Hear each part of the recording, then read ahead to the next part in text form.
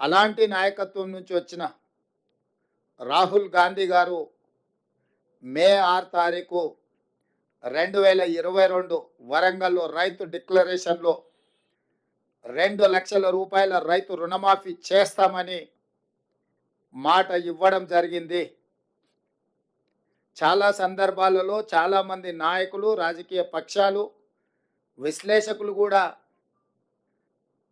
గతంలో ఉన్న పాలకుల యొక్క ప్రకటనలు, నిర్ణయాలను దృష్టిలో పెట్టుకొని కాంగ్రెస్ పార్టీ కూడా అలవి కానీ అమలు చేయలేని హామీలు ఇచ్చిండ్రు అన్నట్టుగా చర్చలు, విశ్లేషణలు చేయడం మొదలుపెట్టిండ్రు. అందుకే ఈ మంత్రివర్గంలో ఇచ్చిన మాట ప్రకారం 2 లక్షల రూపాయల రైతు రుణమాఫీ చేయాలి అని మా మంత్రివర్గం పూర్తి స్థాయిలో విశ్లేషించి, చర్చించి వివిధ బ్యాంకులలో ఉన్న రుణాలకు సంబంధించిన వివరాలు సేకరించి వాటన్నిటిని క్రోడీకరించి ఆ రైతు రుణమాఫీ చెయ్యాలి అని మేము నిర్ణయం తీసుకున్నాం. తెలంగాణ రాష్ట్రం వచ్చిన తర్వాత గత ప్రభుత్వం 2 సార్లు ప్రభుత్వాన్ని ఏర్పాటు చేసినప్పుడు 2014 నుంచి 2018, 2018 నుంచి 2023 వరకు 2014 సంవత్సరంలో మార్చి 31, 2014 తారీఖు వరకు కట్ ఆఫ్ డేట్ తీసుకొని ఆనాటి ప్రభుత్వం రైతు రుణమాఫీ చేస్తే 16,000 కోట్ల రూపాయలు రైతుల ఖాతాలలో వేయడం జరిగింది. అదేవిధంగా 2018 రెండోసారి ప్రభుత్వం ఏర్పడిన తర్వాత డిసెంబర్ 11, 2023 వరకు కట్ ఆఫ్ డేట్ తీసుకొని వాళ్ళు చేసిన రుణమాఫీ, రైతుల ఖాతాలో వేసిన నిధులు 12,000 కోట్ల రూపాయలు. అంటే గత ప్రభుత్వం 2 విడతలుగా 2 సార్లు ప్రభుత్వం ఏర్పాటు చేసిన తర్వాత చేసిన రుణమాఫీ ఒక్కసారి 16,000 కోట్ల రూపాయలు మొదటిసారి, రెండవసారి 12,000 కోట్ల రూపాయలు. 10 సంవత్సరాలల్లా 2 విడతలల్లా చంద్రశేఖరరావు గారు చేసిన రైతు రుణమాఫీ, రైతులకు చెల్లించిన నిధులు 28,000 కోట్ల రూపాయలు. ఆ ప్రభుత్వం డిసెంబర్ 11, 2018 వరకు కట్ ఆఫ్ డేట్గా వాళ్ళు రుణమాఫీని పరిగణలోకి తీసుకోవడం జరిగింది. మా ప్రభుత్వం డిసెంబర్ 12, 2018 తారీఖు నుంచి మొదలుపెట్టి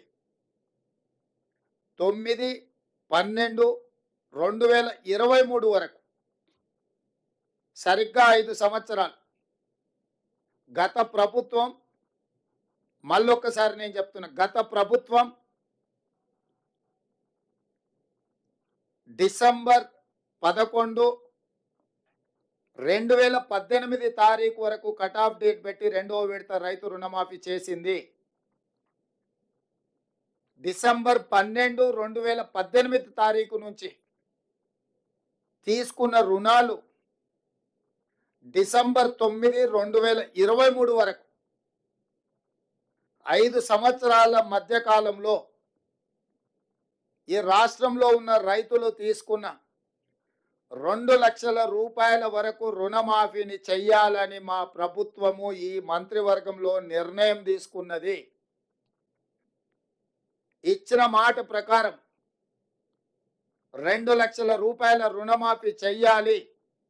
కట్ ఆఫ్ డేట్ 12/12/2018 నుంచి 9/12/2023 మధ్యకాలంలో రైతులు తీసుకున్న రుణాలను 2 లక్షల రూపాయల వరకు మాఫీ చేయాలని మా మంత్రివర్గంలో మేము నిర్ణయం తీసుకున్నాము.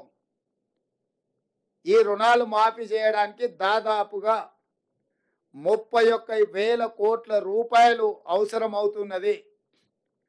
31,000 కోట్ల రూపాయలను సేకరించి తెలంగాణ రాష్ట్ర రైతాంగానికి రుణవిముక్తి కల్పించి వ్యవసాయం దండుగ కాదు, వ్యవసాయం పండుగ.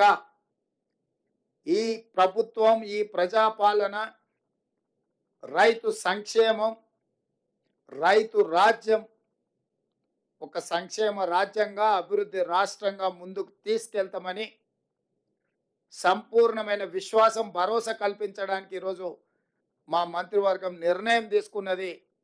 ఆ ప్రకారం ఏకధాటిగా 2 లక్షల రుణమాఫీ చేయాలని మేము నిర్ణయం తీసుకున్నాం.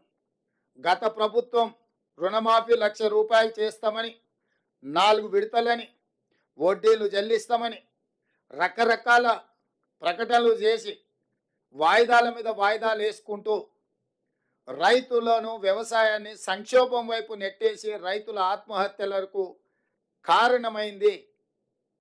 10 సంవత్సరాలల్లా ఏ రోజు కూడా వాళ్ళు ఇచ్చిన మాట నిలబెట్టుకోలేదు. కానీ మా ప్రభుత్వం ఇచ్చిన మాట ప్రకారం మొదటి 8 నెలల లోపుల్నే, ఎందుకంటే మేము 6 నెలలు పరిపాలన చేస్తే మొదటి 100 రోజులే పరిపాలన చేసినాం. తర్వాత దాదాపుగా 2.5 నెలలు పైచలకు ఎన్నికల కోడ్లోనే పోయింది. ఇప్పుడే మేము పరిపాలనకు పూనుకున్నాము. అందుకే మేము ఇచ్చిన మాట ప్రకారం 2 లక్షల రూపాయల వరకు రైతులకు రుణమాఫీ చేయాలని మా మంత్రివర్గ సహచరులం అందరం ఒక కమిట్మెంట్తోని, ఒక సామాజిక బాధ్యతతోని ఇచ్చిన మాట నిలబెట్టుకోవడానికి ముందుకు వచ్చినాం. అందుకే మీ ముందు మేమందరం కూర్చొని ఏకతాటి మీద, ఏక గొంతుకతో ఈ నిర్ణయం తీసుకొని మీ ముందు ప్రకటన చేస్తున్నాం. అదేవిధంగా రైతు భరోసాకు సంబంధించి చిలువలు పలువలుగా మాట్లాడుకుంటున్నారు. రకరకాల చర్చలు జరుగుతున్నాయి. అనర్హులకు ఇచ్చిందని ఒకరంటారు, నేషనల్ హైవేలో రోడ్లు వేసిన వాటికి ఇచ్చిందని ఇంకొకరంటారు, టాటాలకు, బిర్లాలకు ఇచ్చిందని మరొకరంటారు, ఆగర్భ శ్రీమంతులు జూబ్లీహిల్స్లో నివసించే ఫామ్ హౌస్ ఓనర్లకు ఇచ్చిందని ఇంకొకరంటారు, గజ్వేల్లో చంద్రశేఖరరావు గారి ఫామ్ హౌస్ కూడా వారు రైతు భరోసా కింద నిధులు తీసుకున్నాడని మరొకరంటారు.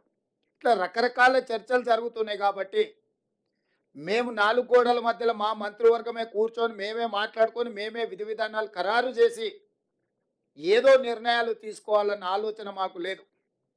పారదర్శకంగా భాగస్వాములు అందరితో చర్చించి అందరి సూచనల మేరకు, సలహాల మేరకు రైతు భరోసా పథకాన్ని పారదర్శకంగా నిస్సహాయులకు సహాయం అందించాలని, ప్రభుత్వం యొక్క సంక్షేమము సామాన్యులకు చేరవేయాలని, ఏ ఒక్కరికి కూడా అన్యాయం జరగకుండా ప్రతి వాడికి ప్రభుత్వం యొక్క సంక్షేమ పథకం చేరాలి అని, రైతు భరోసా నిధులు ఖాతాలో పడాలన్న ఆలోచనతోని మా మంత్రివర్గము స్టేక్ హోల్డర్స్ అందరితో చర్చించడానికి ఒక నివేదికను తయారు చేయడానికి మంత్రివర్గ ఉపసంఘాన్ని నియమించినము.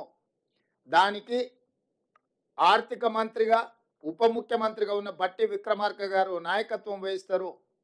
వారితో పాటు వ్యవసాయ శాఖ మంత్రి తుమ్మల నాగేశ్వరరావు గారు, అదేవిధంగా మా ఎలక్షన్ మేనిఫెస్టో కమిటీ చైర్మన్, ఎందుకంటే ఎన్నికల్లో మేము ఇచ్చిన హామీలు వివిధ జిల్లాలు, వివిధ ప్రాంతాలలో పర్యటించి ప్రజల యొక్క సూచనలు, సలహాలు పరిగణలోకి తీసుకొని ఎన్నికల మేనిఫెస్టోని తయారు చేసిన సహచర మంత్రివర్యులో శ్రీధర్ బాబు గారిని, అదేవిధంగా రెవెన్యూ శాఖ మంత్రి పొంగులేటి శ్రీనివాసరెడ్డి గారిని కమిటీలో సభ్యులుగా చేర్చడం జరిగింది. Subscribe to the Federal's YouTube page for more news and updates.